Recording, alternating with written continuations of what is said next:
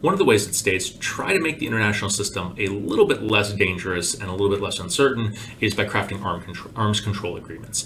And these have kind of the same structure as the prisoner's dilemma in that if everybody sort of abides by these arms control agreements, bad things are less likely to happen, you're less likely to get arms races, and states are less likely to be armed to the teeth. But potentially states could gain an advantage if everybody else is abiding by these agreements while they cheat, and that fear of cheating may end up resulting in everybody arming to the teeth and resulting in maybe the least or a bad outcome collectively. So I want to talk a little bit about arms control agreements, kind of what they look like, what the shape of them can be, and then some of the ways that we try to overcome this cheating problem through different strategies and tactics. So thinking about different types of arms control agreements, I'll just kind of run through these reasonably quickly. Some arms control agreements focus on just numerical restrictions. The United States and Russia have a nuclear agreement in which both countries are allowed to have, I believe, 800 deployed warheads, kind of capping their nuclear arsenals.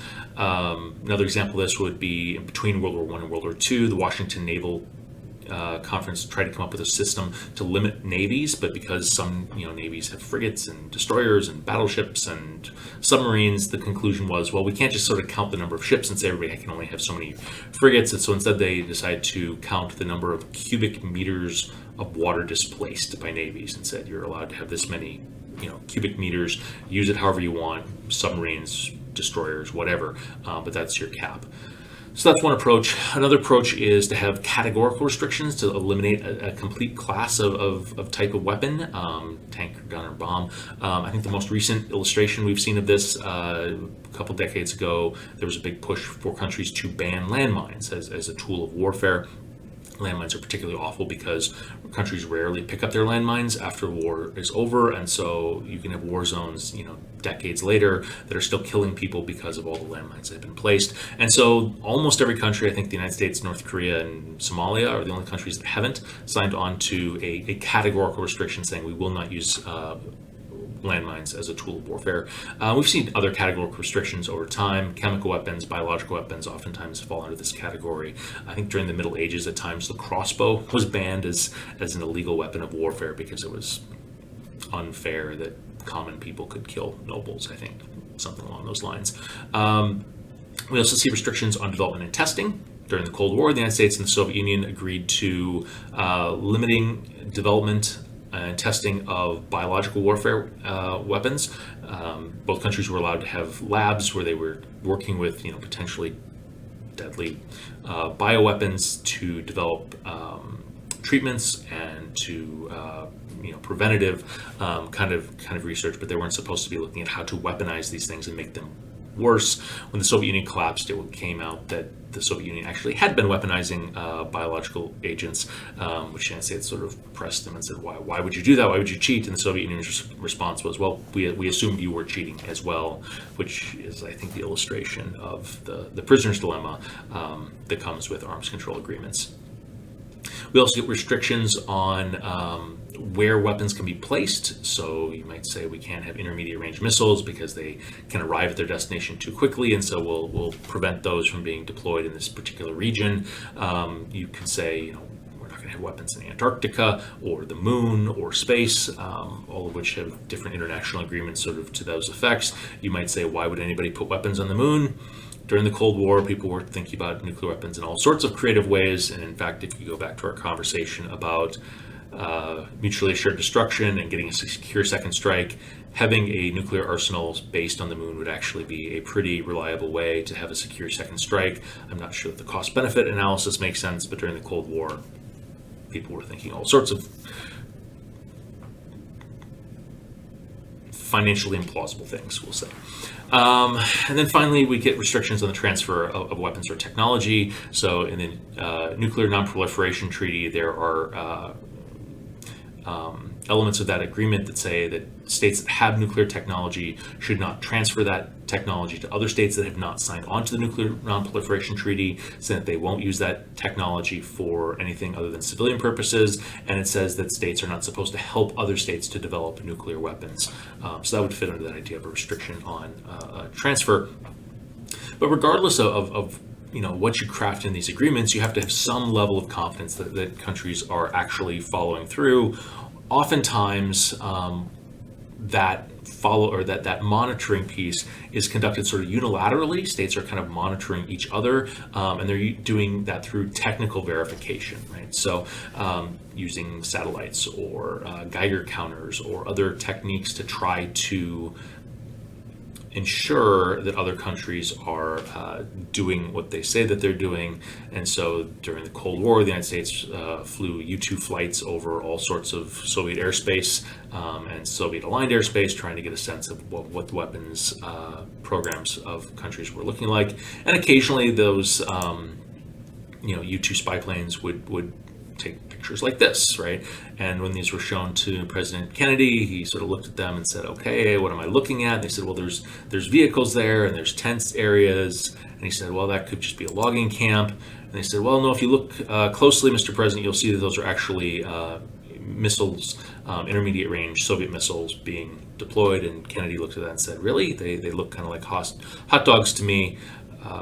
So maybe there's requires a little level of technical expertise. I'll give you another example. This is a satellite image of a nuclear facility in Pakistan, and the satellite image is an indication that Pakistan is expanding their nuclear capabilities by building a second facility. And you can sort of see that if you take a second and kind of process through the image, right? So in the upper kind of left-hand corner, you see that there's this intake where water comes in. At least it looks like water. It's maybe kind of bluer or darker, so I'm going to guess water.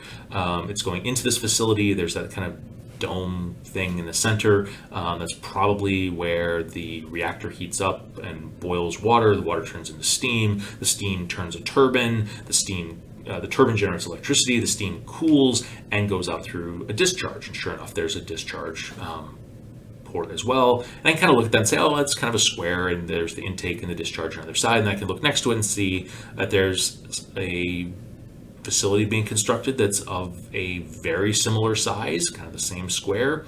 It looks like there's a new intake facility that's going in, and I can have reasonable confidence that this is an indicator that Pakistan is developing nuclear. They're expanding their nuclear program by developing this second reactor. Okay, so you can get a lot from satellite images, particularly if you're trained to know what you're looking for.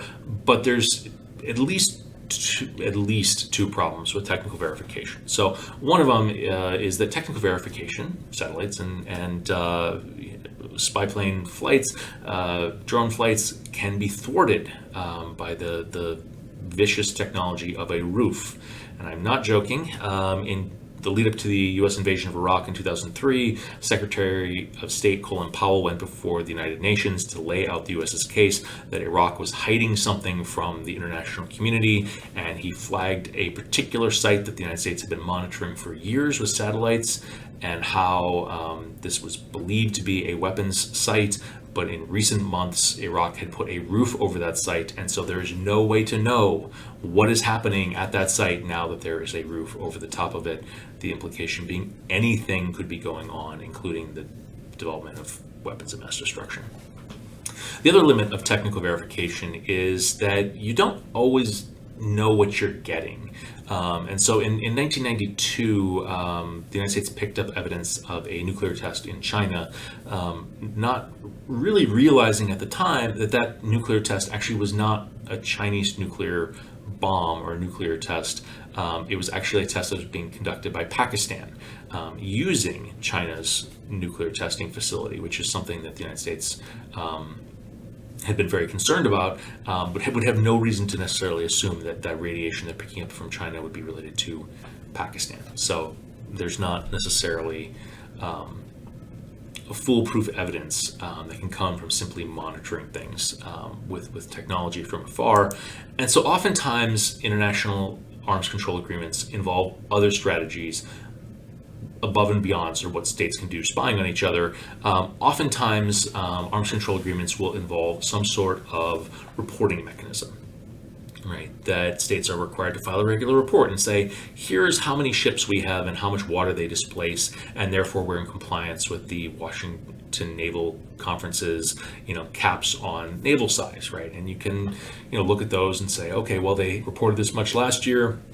it looks like one of these ships dropped off, it looks like they launched another ship, I can maybe square that against other information I have and say, yes, this all looks above board, it looks like you're in compliance, right? So states will regularly file reports related to nuclear weapons and their nuclear technology as part of the Nuclear Non-Proliferation Treaty.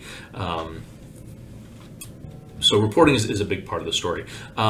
Sometimes you can deal with this by controlling inputs. Sometimes the inputs for weapons are very limited in terms of where you can get access to them. So it could be, you need the latest generation of microchips. It could be you need large deposits of uranium, and there's only so many places and so many suppliers of those in the world, and those suppliers can agree to control inputs into weapons, or agree to disclose where things are going, who they're selling to, and there can be some level of transparency and confidence through an agreement among suppliers to provide that information and to abide by international agreements.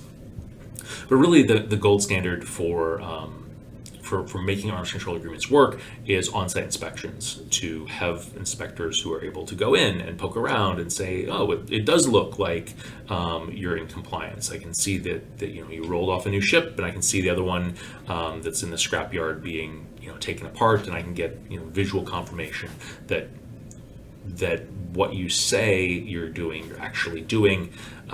Again, the Nuclear Non-Proliferation Treaty relies heavily upon this. The International Atomic Energy Agency goes in whenever they see things in reports that look a little fishy, or they have a little bit of concern about. They'll go in and they'll actually visit facilities. They'll check on uranium processing. They'll do the inspections that allow them to say, yes, we went there, we got access to everything we wanted, we're confident that this country is in compliance, or I don't know, we found some things that look suspicious. We detected isotopes that were enriched beyond what you would expect.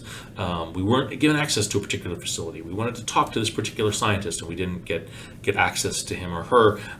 That kind of information can filter back. And I think one of the important takeaways from the example of the International Atomic Energy Agency is that all these strategies actually work together in tandem.